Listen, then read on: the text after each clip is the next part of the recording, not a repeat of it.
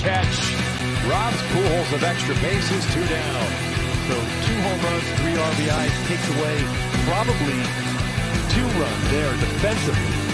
That's 5 runs he's involved in. Matt Chapman. Olsen skies one high and deep to right field toward the corner of Dell. Onto the track near the wall, leaps up and got it. Makes the catch for out number 3. Olsen. On he goes. Which is hit out towards center field. That's smoke. That is going to be into the bushes. A 2-run home run for McCutcheon. And the Phillies take a 2-0 lead. Here's another 3-2 going again as Soto hits one high in the air, right center field. Brinson near the wall, leaps, and he makes the catch!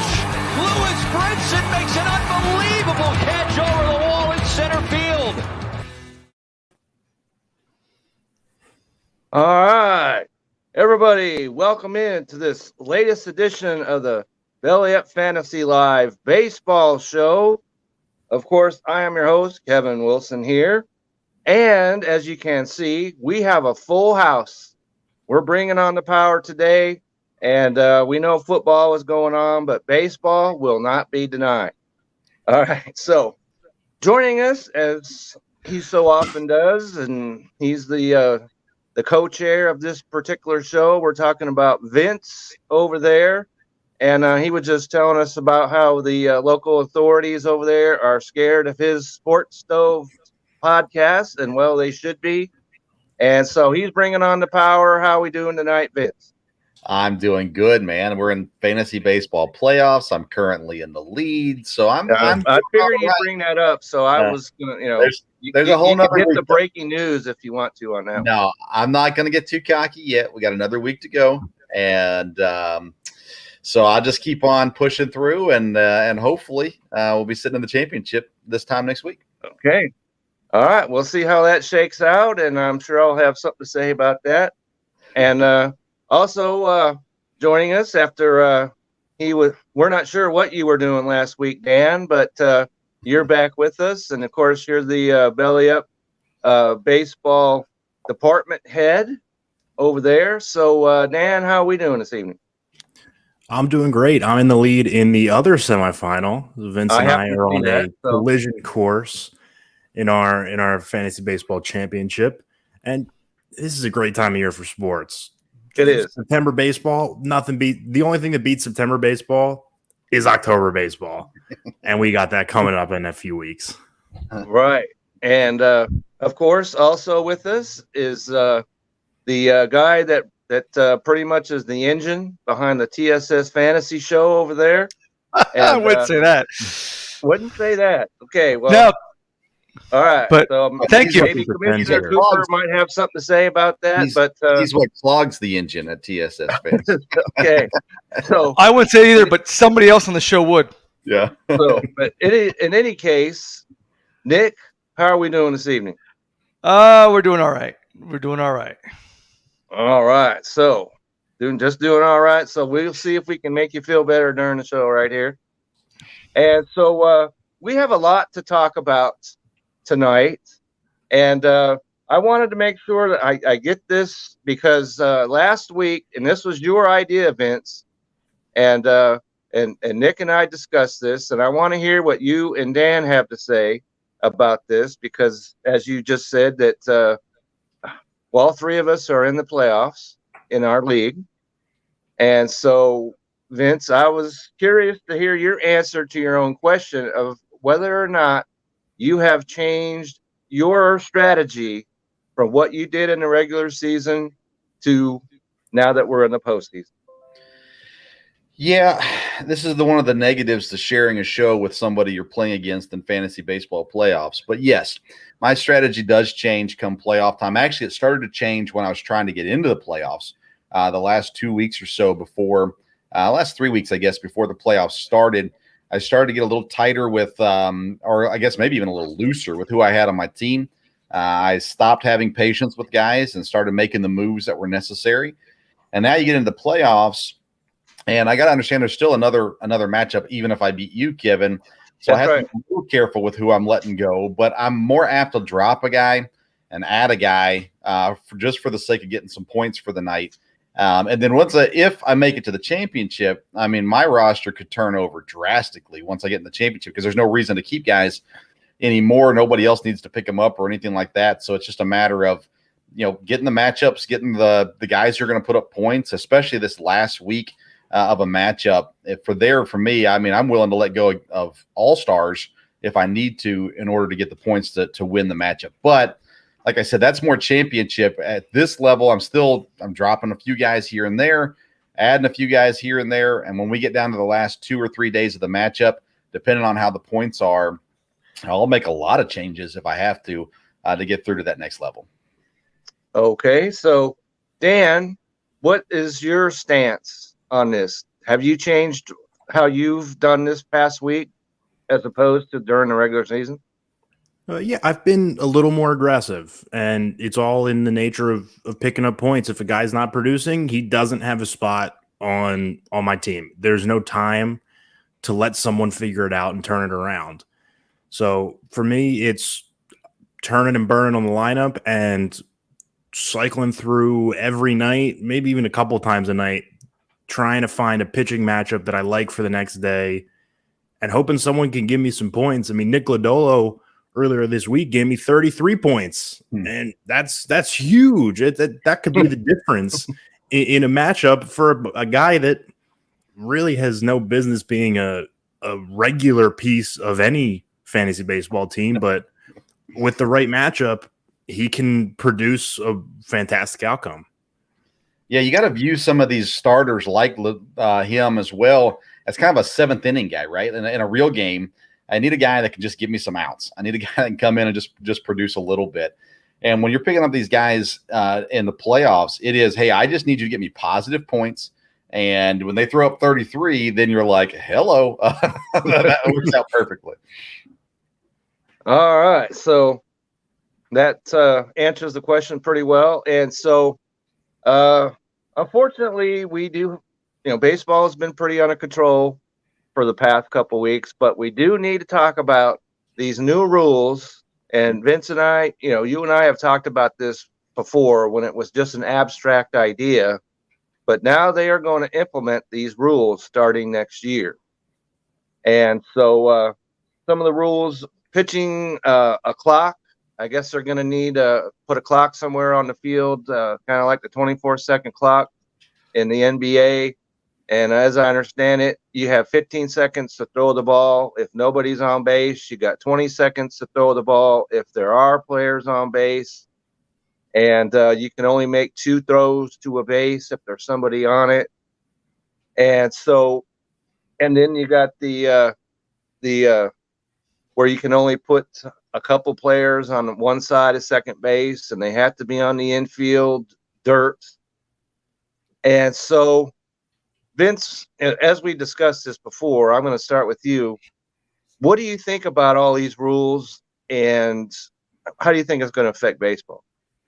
So I see both sides here. I'm somewhat of a traditionalist, but at the same time, I feel like they're professional athletes, so they should be able to make do with whatever's going on. If we're talking about the shift specifically, like you're getting paid millions of dollars, you can handle it. Like that guy shouldn't be allowed to stand there. So I'm not a huge fan of banning the shift, but I'm also okay with it at the same time. Like, I don't know, I'm not passionate about it, I guess, either way. The pitch clock, they've been testing this out in the lower levels, so it's not like brand new to the sport.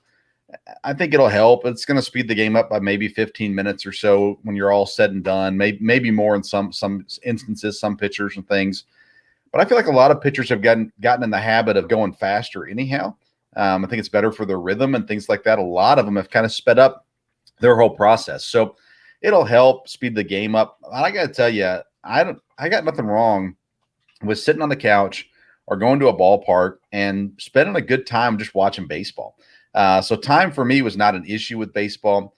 The bigger bases, okay, whatever. The shift is a big deal, though. I think the shift is a kind of like what hockey did when they widened their goals, or what football has done with the rules for the offense, and what the basketball has done with the not allowed to touch anybody, that kind of stuff.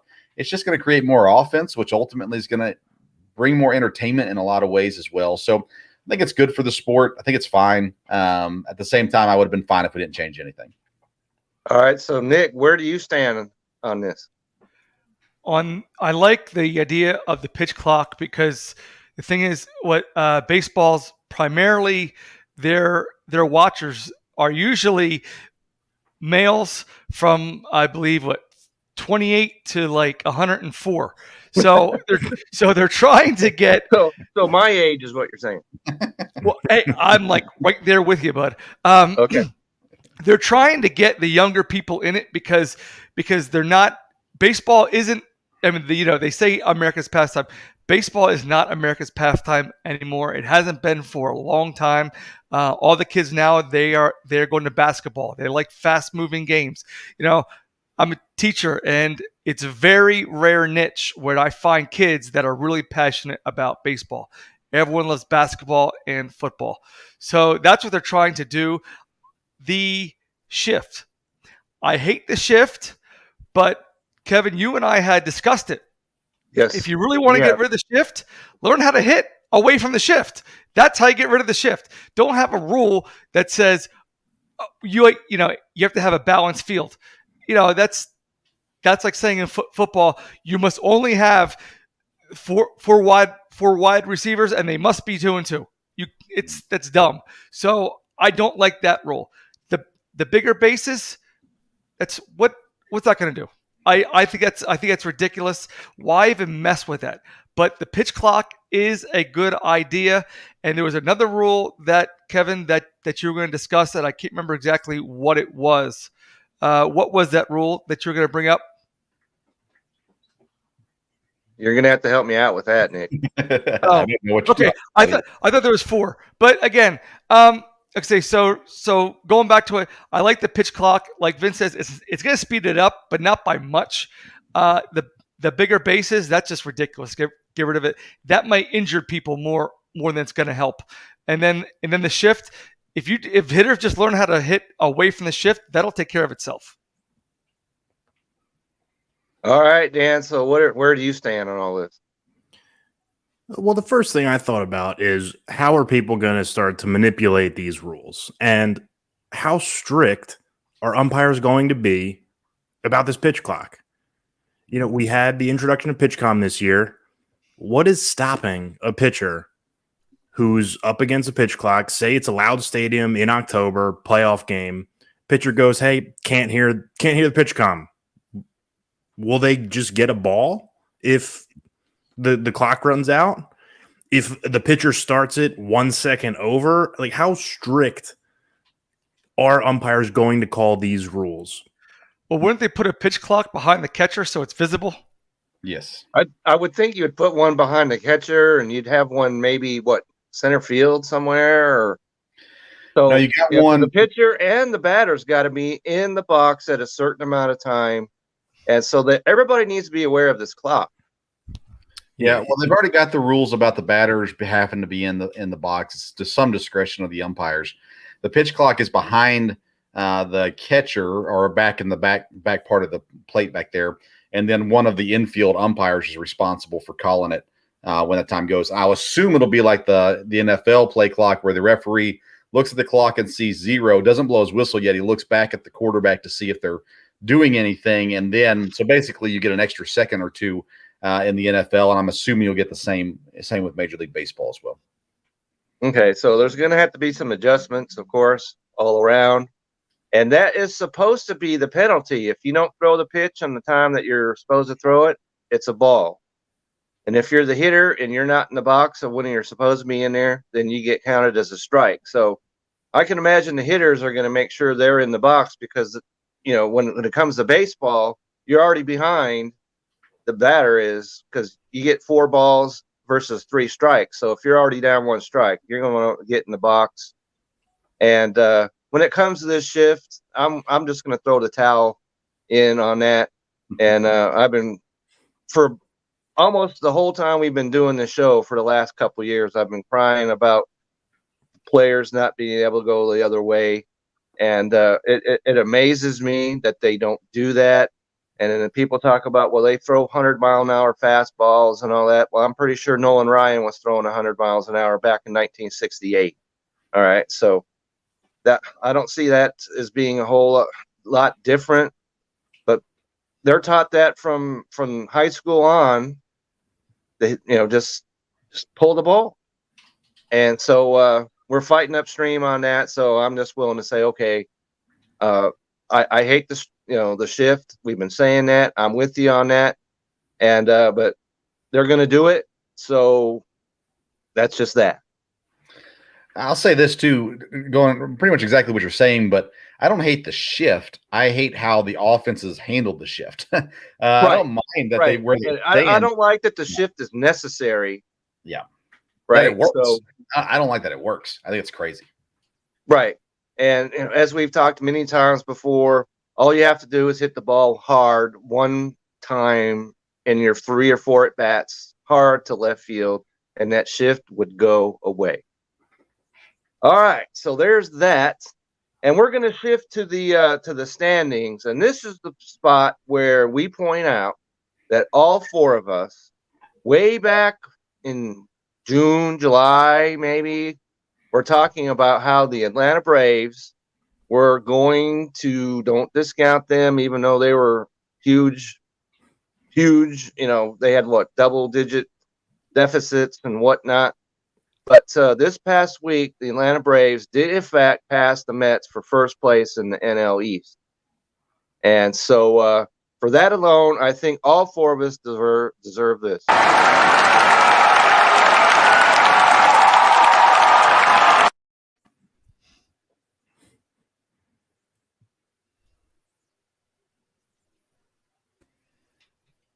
So there we go. All of us. For the record, I said Mets would still win the East.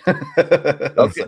Well, okay. So then, do I need to? I won't do that to you, Vince. I was gonna put you over on a boo. That's our game and a half up tonight on Atlanta. So it's going to go down to the wire, right? And I was watching Pardon the Interruption the other day, and they're talking about it's not a big deal if you don't have the home field advantage and all this other kind of stuff, which in baseball, I'll probably concede that that's true. But if you don't win a division, that means you're in the wild card round. And let's say the Mets don't win the division. So you're telling me that you want to spend Jacob deGrom and Max Scherzer. And so if you do win that series, then they're going to be behind the 8 ball because whoever it is they play in that second round is going to have their number 1 and 2 starters lined up to go. So you want to win that division. I am thoroughly convinced of that because you don't want the idea. Maybe you have to face the Padres and Vincent, you and I had talked about facing the Padres and how they've not really done that great, but how do you want to face that team in the first round of the playoffs? Mm-hmm. And so how do we feel? I'll start with you, Dan. Don't you think that it's very important to win that division? Absolutely. Right now it's the difference between playing in the wild card round and not playing in the wild card round. And there's nothing bigger than that. Yeah, I agree. 100%.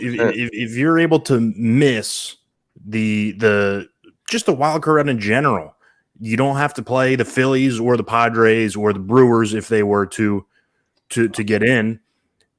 That's a good thing. You want your guys healthy, you want your pitchers rested, and everyone can use a day off, especially bullpens in September. Extra days off will never hurt a bullpen. And you have to go win the division. If you spend a guy like DeGrom or Scherzer on short rest at the end of the season to go win a division, that is more than worth it if you're the Mets, or if it's Spencer Strider or Kyle Wright for the Braves who pitches on a short rest. You go and win the division and avoid a toss-up almost in a 3-game series with teams that are pretty good in the Phillies and the Padres. Yeah, so Nick, don't you agree that that's the best way to go? You got to win that division. Oh, you have to, because right now I'm looking at the stats, and I got that too. So right now it says the NL wild card, the Mets I'm sorry. The Braves are plus 10.5, and Philly is plus 1, and San Diego is right behind the Phillies. So right there, you got two teams out of the NL East that are, if it would end today, would make the playoffs. And so it is dire that you win that division, because then you can be facing one of the two teams in your division, and as you know, that can go either way because they know each other so well. Yeah. So, Vince, where do you come in on this? I think the Brewers have played this perfectly. Go ahead and give up the division, hang back, and then just at the very end sneak into the wild card. No, you want to win the division 100%.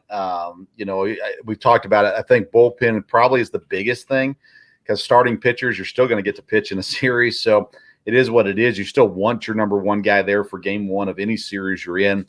But the bullpen is so crucial. And just having that, I think home field's important too, honestly. I mean, I understand maybe not as much as some, but and some of it depends on the other stadiums, right? Whoever you're matched up against, what kind of stadium do they have? Is it a hitter's park, a pitcher's park? Those kinds of things as well. But I think being at home in October is crucial for most of these teams at the very least. And if my Brewers are so lucky to sneak into the wild card, then that was the plan all along. But if not, what a miserable season for Milwaukee. Okay. All right. So switching over to the American League, you had the Yankees that were on red. It was an alarm. Okay. This is what it was for the Yankees earlier this week.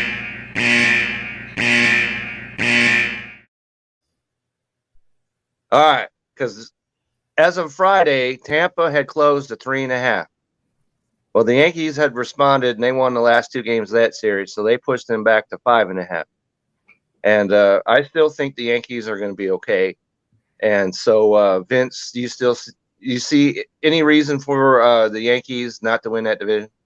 No, I mean they've had their downfall, they've had their slump, all that kind of stuff.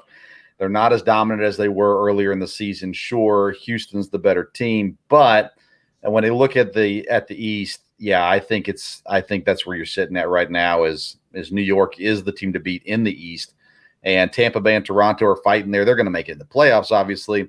Neither one of them, I don't think, have a ton of confidence going into the playoffs, but neither do the Yankees. But the Yankees win the East. I'm not worried about that at all. All right, so Dan, Yankees. Are they still on alert, or are they okay? Well, for the division, I think they're okay. 5.5. It would take even more of an epic collapse than what they had in the stretch following the All-Star break for the Rays to catch them for the division. But that's not the Yankees' goal. The Yankees' goal is to go to and win the World Series. And if Aaron Judge continues to be their only offensive player that produces anything, that's not going to happen, because they just don't have the pitching to make up for only Aaron Judge. And Aaron Judge is the best hitter in baseball right now, but he can't win you a World Series by himself. As much as he's going to try, someone needs to step up for the Yankees if they're going to make a real push for the World Series. Yeah, if you're Aaron Judge, you might want to have a back specialist, on standby, because he's been carrying that team all season long. So maybe the massages and whatnot, just make sure, Deshaun Watson's nowhere around. You'll be okay there. But yeah. So Nick, Yankees alert. Are they okay? Well, if you recall, I said way back when we first started the show, that's going to be the Yankees and the Dodgers in the World Series. So I'm going to be sticking to that. Okay. So I don't think that they should worry. Again, Toronto and Tampa Bay, they always nip at the heels, but they always usually fall by the wayside when it counts. And then Houston is Houston. You got to worry about Houston. But Dan, I was going to pose this question to you. You said that they don't have pitching to make up for anybody else but Aaron Judge on offense. What happened to Garrett Cole? What happened to Garrett Cole this year? Can you explain that to me?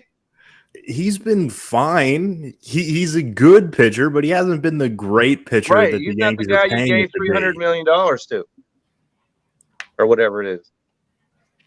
324. Yeah. So I think the Yankees are going to be okay. And, Vince, here come your White Sox. Yep. We're on them, and they're 2 games back. And I'm now going to say I disqualify the Minnesota Twins. They got swept at home by Cleveland, so they're out of it. And so, Vince, are you still saying yay the White Sox? Are you okay? Yeah, I'm sticking with it, but I'll say this. Cleveland has won my respect as well. I didn't really respect anybody in this Central Division, but Cleveland has won my respect. So, I mean, I think it's down to them and the White Sox. I like the Guardians better than the White Sox, just as a fan perspective. I like their manager better. I like their players better for the most part than the White Sox. Actually, if you take Tony La Russa off the White Sox, I probably like the White Sox a lot. But yeah, I agree. But nonetheless, I'm sticking with that statement. I'll stick with the White Sox being able to pull it off before it's all said and done and overtaking the Guardians. Okay, so Dick, Chicago White Sox, did they overtake Cleveland? No, I said from way back when I said that Cleveland was going to win this division. So I'm sticking with it because they're proving me right. Okay. Dan, where do you stand? You want to see a team that can pitch. That's the Cleveland Guardians right there. They've got starting pitching just falling out of the team right now. Apparently, Shane Bieber is not even the best starter on the team right now. Emmanuel Clase might be the best reliever in baseball, is the best reliever in baseball. I know Edwin Diaz has a pretty strong argument for that, but Clase is right there. And that's a formula. If you get it, that's a formula where if Jose Ramirez can go Super Saiyan in the playoffs, that's a team where you might not score a run and Jose Ramirez can drive in 4. And then all of a sudden you lose 2 games to the Guardians and you're out of the playoffs. Mm-hmm. So the Guardians have the recipe for a long playoff run. The question is, can they continue to execute that when it gets into October, into the playoffs? Okay, so shifting over to the wild card, we got Tampa, you got the Mariners, and Toronto are both a half a game back, as I was checking the standings earlier. And I think we're all ready to disqualify the Baltimore Orioles, even though great a story as that is. And as you mentioned, Vince, they not only did they not add, they subtracted from their team. And so and they still hung on, which is crazy. And they've hung on, and that's great. But Baltimore is not going to make the playoffs. So that would have been a nice story, wouldn't it? That would have been a nice story. If Baltimore and the Mariners had both figured out a way to get in, that would have been nice stories all around. But it's going to be Tampa, it's going to be Seattle, and it's going to be Toronto in some form or fashion, which why we are still watching baseball. Like I mentioned, there's a half a game between the 3 of them. So we're going to see what happens there. All right, so now we're going to transition over to our fantasy part of it. But before we do that, True Classic has some words for us, and as I understand it, Dan has a new ad, so we're going to find out what Dan has to say, and we'll be right back. Football is back, baby, and our new sponsor, True Classic, wants you to look and feel your best even after a couple of brewskis, or going full force on your fantasy football draft. Sure, it's football season, but it's also butt-to-couch season.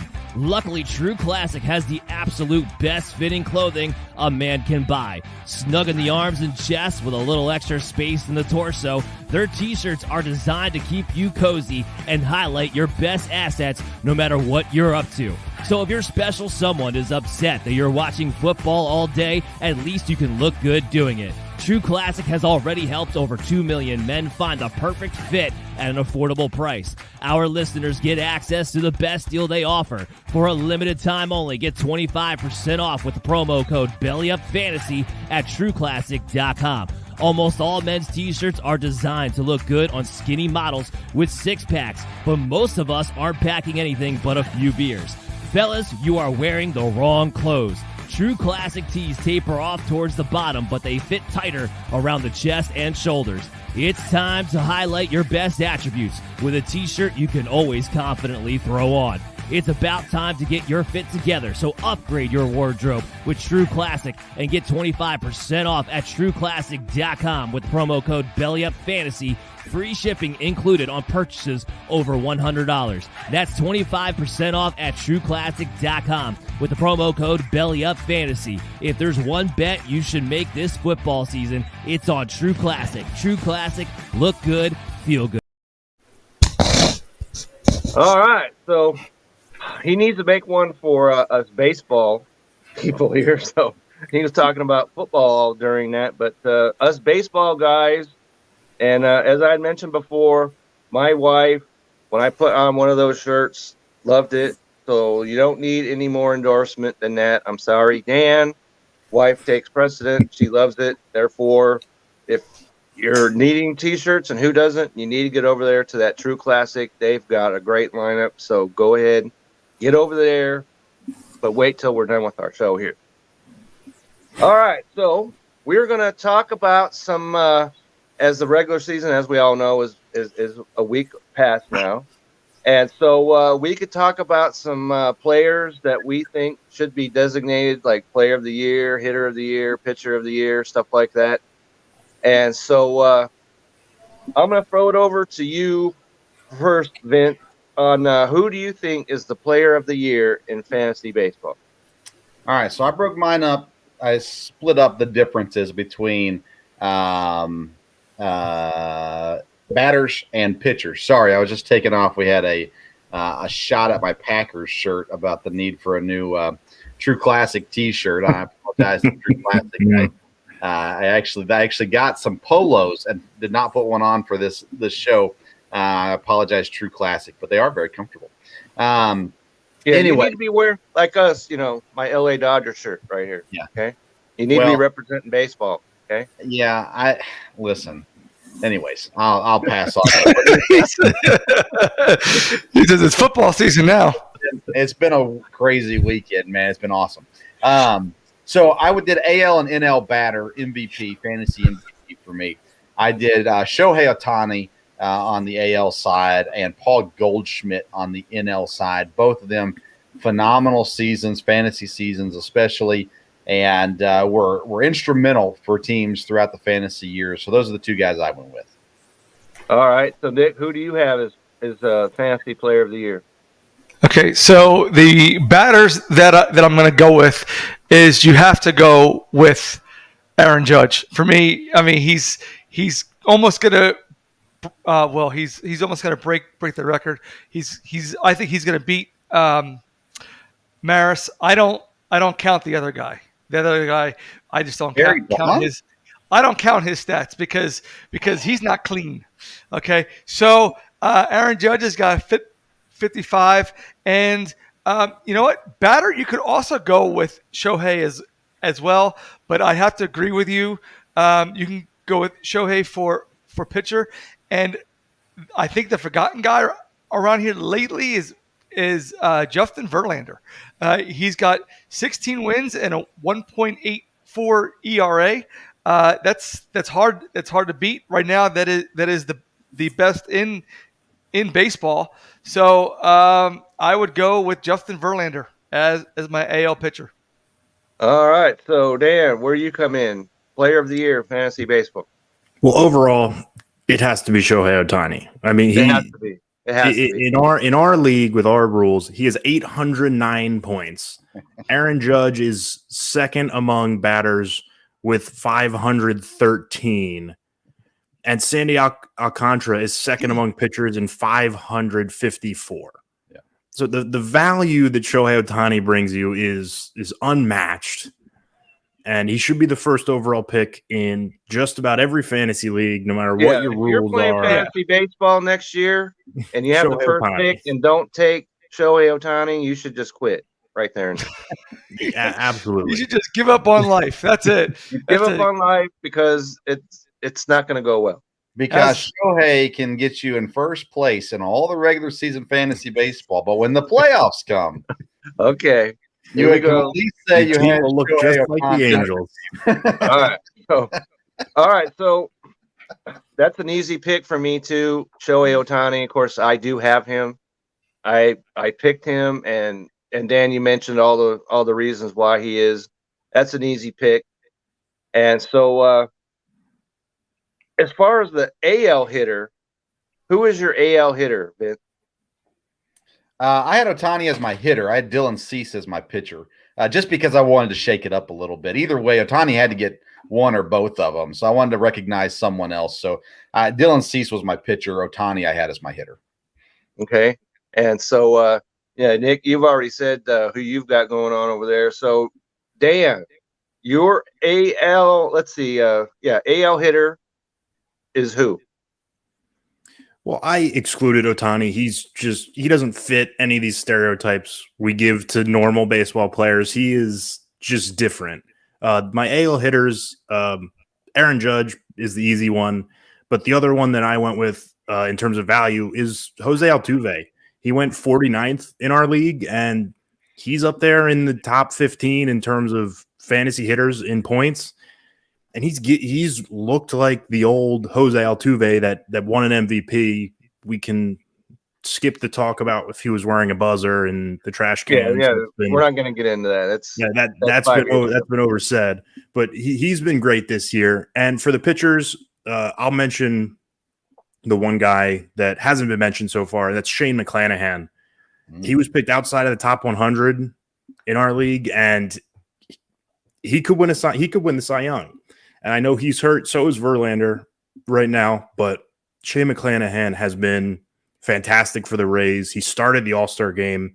Didn't do too well, but it was well-deserved. And he has given anyone that drafted him tremendous value. Yeah, absolutely. And I got to go with Aaron Judge as my AL hitter for all the reasons you said. But also, you realize that Aaron Judge has 16 stolen bases? Right? That's more than probably half, maybe 3/4 of Major League Baseball players don't have 16 stolen bases. So he's done everything that could possibly be asked of him. Cedric Mullins got 30. AL pitcher. Yes, go ahead, Nick. No, I said Mullins got 30. Okay. I'm not saying he leads every hitter, but I'm just saying for him having 16 stolen bases for a guy that has 55 home runs, he's the complete package over there. Rowdy Tellez has 1 stolen base this season, by the way. Okay, so there he's bringing 15 stolen hot dogs. So there we go. All right. So as far as the AL pitcher, I know he's hurt, and it's still got to be Justin Verlander to me. For all the reasons you said, Nick. He's got 16 wins and 154 Ks. And he's certainly the comeback player of the year. There's no question there. And so I'm going to go with Justin Verlander. What about NL hitter? Vince, who do you have as your NL hitter of the year? Paul Goldschmidt. He led the way. Cardinals are now in first place, that have been for a couple of weeks now. Goldschmidt just continues to just swing the bat, man. He's a phenomenal player. Yeah, he's done everything except steal. Okay, 325, 35, 109 RBIs, 101 runs scored, and he was drafted 65th overall in our league. So you talk about value. He's bringing on the power right there. So Nick, do you agree? Paul Goldschmidt, NL hitter, fantasy of the year? Yeah, I'd have to. But you know what? You can't knock Freddie Freeman either. So Freddie Freeman's right now hitting 331, and he's got 180 hits, lead the National League by 7. So, but to give a complete yes, that would have to be Goldschmidt. No way around it. So, Dan, are you going to make it 4 for 4? I will. Paul Goldschmidt deserves the NL MVP this year. He'll probably get it, and he's been fantastic. But I do want to give a shout-out to Austin Reilly, who has been fantastic. 35 home runs, hitting 282. He deserves some credit being picked around 50th. And then Christian Walker wasn't picked in our fantasy league. Wasn't picked. No. I picked him up and then dropped him earlier in the year. But 32 home runs. He's right up there with Matt Olson and Josh Bell in terms of total points. And that's a season that deserves recognition. And I just wanted to give it to him here on a podcast that will be heard by many. Okay. All right. So shout out Kyle Schwarber because he's leading the National League in home runs. Okay. You got to get that Philadelphia shout in. I know that. Got to. So, okay. So now that we've done that, so Vince, what about NL pitcher? Sandy Alcantara. He had, Nick mentioned him earlier, a phenomenal season. Miami is off the radar for most people, but Sandy has been the ace there in Miami. He's done a great job this season. Was it? I don't remember if that wasn't Nate, but anyways, one of the guys in our league was all in on the Marlins, and I laughed at him when he took Sandy as early as he did. But that was his best pick of the year. And, of course, I think he only won one game all season in fantasy. But Sandy was not the reason. That one, yeah. So, 177 Ks, 1.01 whip. What else can you say about that? So, Dan, who do you have as your pitcher of the year in the National League? It's boring, but it's Sandy Alcantara. He's been the best pitcher in baseball. That's just what it is. And he deserves a Cy Young. I will give one shout out to Zach Gallen, who went over 40 innings without allowing a run. That's right. He sure allowed did. a run today, but still turned in a quality start in Colorado. 6 innings, 3 earned, 11 strikeouts. Still got you 28 fantasy points if you started him. He's been unbelievable since the All-Star break, and he's a guy that deserves some recognition. Yep, and Arizona's been a disaster as far as a team all year, but they've got some players on their team that have fantasy value, and just throw that in there. Dalton Varsho being one of them. Just throw that in there. All right, so Nick, your fantasy NL pitcher, go. I hate to say it, man. I hate to say it. Kyle Wright, 26 games played, 17-5, 158.2 innings pitched, and 154 strikeouts. How do you do better than that? So, and his ERA is at, where the hell is it? 3.23. So I think he is the top dog. I like Alcantara's numbers, but I like Kyle Wright's just a little bit more. Plus that he's on a winning team. So how do you not give him the MVP if he's not on a winning team? Well, I couldn't draft all the players, so yeah, he's on the winning team, but on Vince's team. But I don't remember if he's in our league or not. I've got him in one league at least, and he's been great. Okay. I loved him all year. All right, so what about fantasy rookie? And this ought to be some pretty easy selections as well. And so let's go to Dan first. Who is your American League fantasy rookie of the year? Well, as much as I'd like to say Bobby Witt, because I picked him, it's Julio Rodriguez. He was picked 9 rounds after I picked Bobby Witt. And now he's getting, $600 trillion from the Mariners over the next 2,500 years. He's going to win Rookie of the Year. He'll probably get MVP votes. Looks like there's an MVP in his future. 2020 season, he could help the Mariners break the longest playoff drought in baseball. This guy's a superstar. And the fact that it's his first year, you almost forget that he's a rookie. When you look at his numbers and you watch him play, he looks like a guy that's been playing at a high level for 6 years, because we've heard about him for what seems like so long that it feels like he's been doing it forever. But then you realize he's 20 years old and is going to be a dominant force in baseball for the next decade at least. All right, Nick, where do you stand? I'm gonna go with Jeremy Pena, the replacement for the guy that left Houston, who will remain nameless. Okay. But This year, dude, he's got a line. Batting 287, 384, 598. So he just hit another home run last night. He's keeping that lineup intact down in Houston, and Jeremy Pena. He would be my vote for the Rookie of the Year. Okay, Vince, where do you stand? I think Julio Rodriguez is the right answer, but we'll throw out Steve Kwan, who came on and had massive fantasy impact this year. Adley Rutzman came on later as a serviceable catcher, but Steve Kwan was he came out of nowhere in the fantasy baseball world and continues to produce even to this day. So I think Julio's the right answer, but I'll give Steve Kwan his props as well. Okay, so Julio is certainly the right answer because he's the only player in baseball that has 20 homers and 20 stolen bases. So there you have that. Okay, so what about NL Rookie of the Year? I'll start over with you, Vince. Who do you have? Michael Harris. Great year once he came on and played really solid baseball and good solid fantasy baseball as well. I got him in another league, in a league that I was really struggling in, and he helped me out a ton. And impressive, especially with all the injuries and different things going on in Atlanta throughout the year. I loved what he brought to the team. Okay, so Nick, who do you have?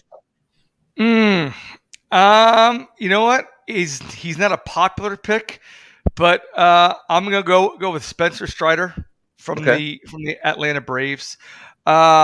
He's just right now he's not 9-4, got a 2.67 ERA, and he's got 174 strikeouts. So that's pretty hard to contend with, at least in my book, as far as Rookie of the Year.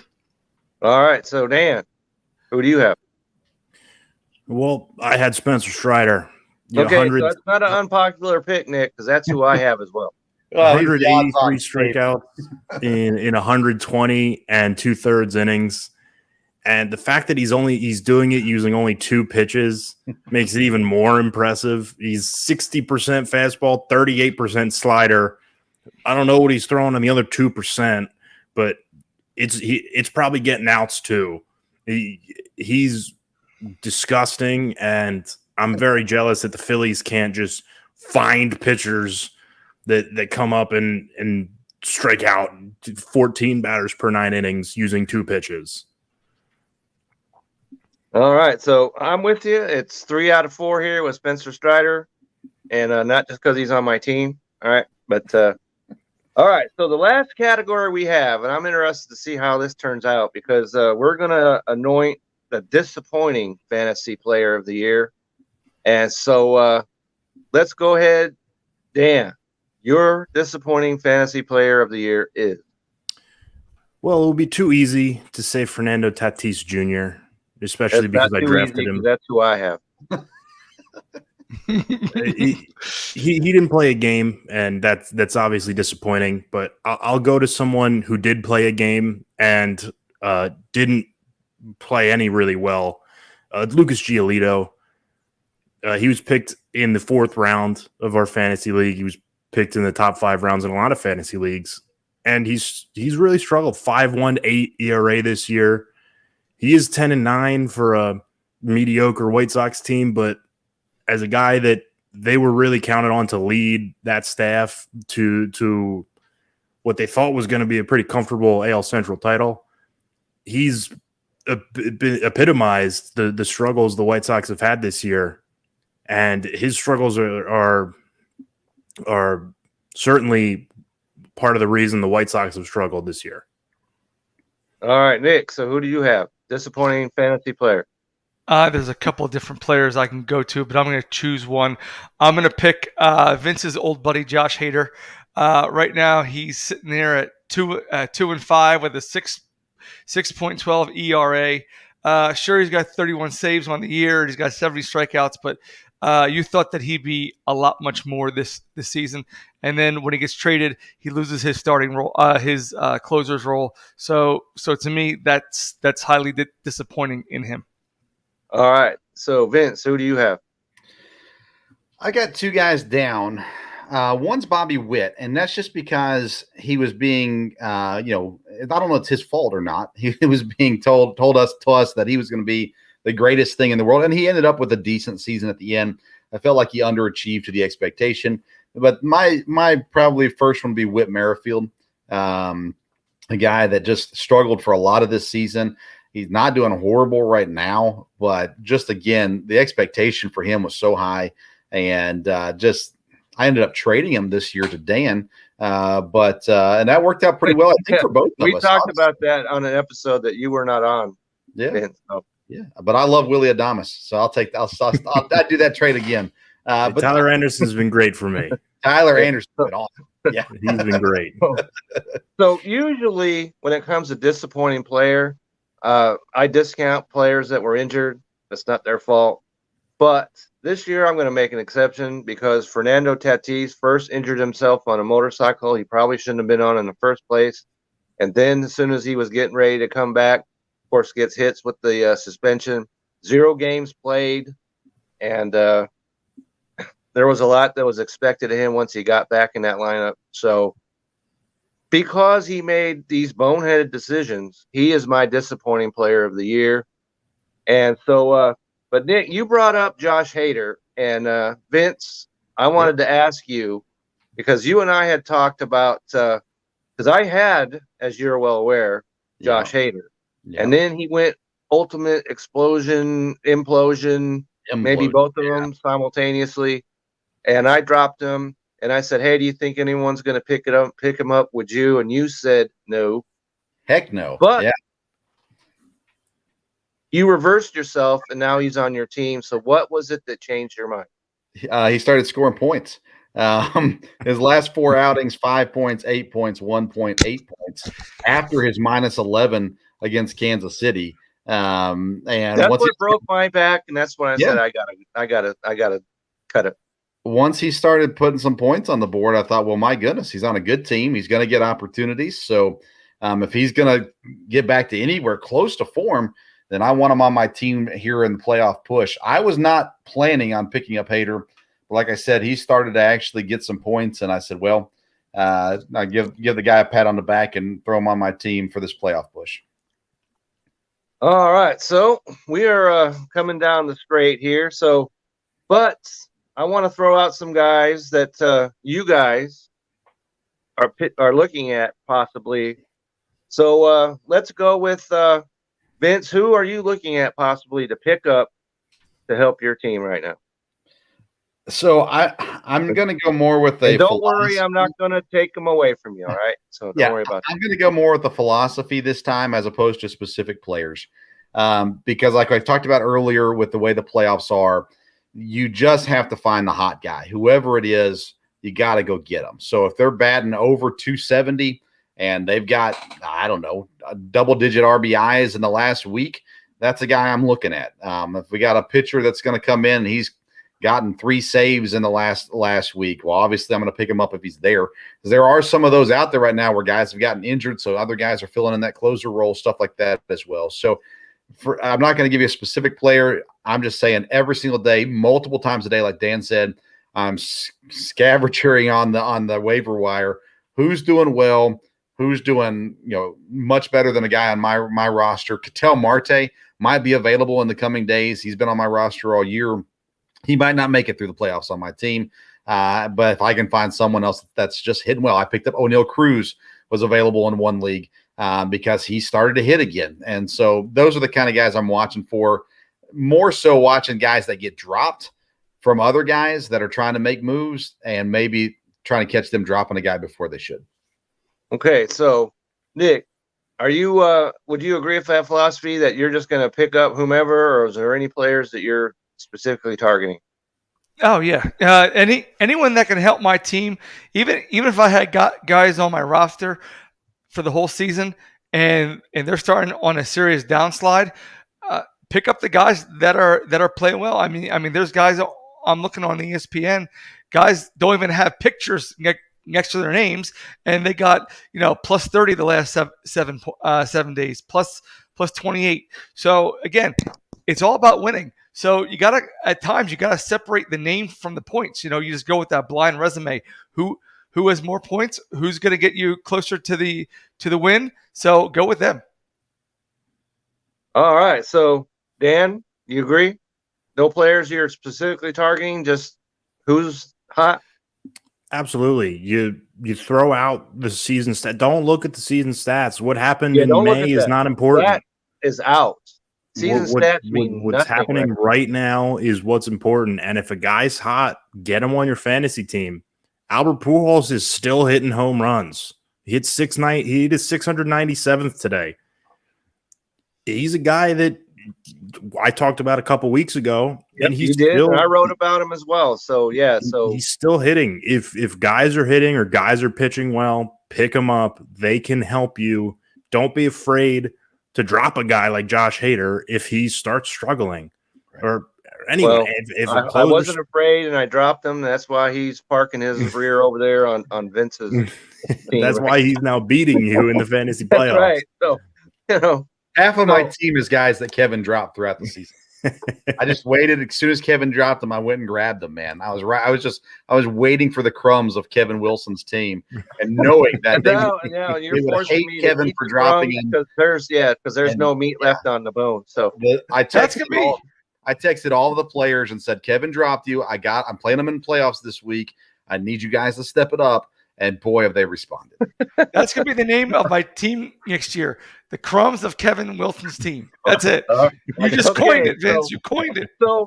So if I'm hearing all of us correctly, there are no holds at this point in time. We're all in agreement with that? Yes? No, you can't afford to. Season's too short. So we can't. Yeah, you cannot afford to do that. So there are no holds. And if you got guys that are not producing, they all need to go.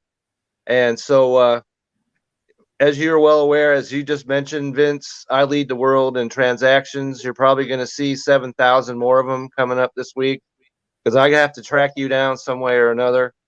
And so, so there are no loyalties. There are no as you mentioned, Dan, season stats mean absolutely nothing at this point in time.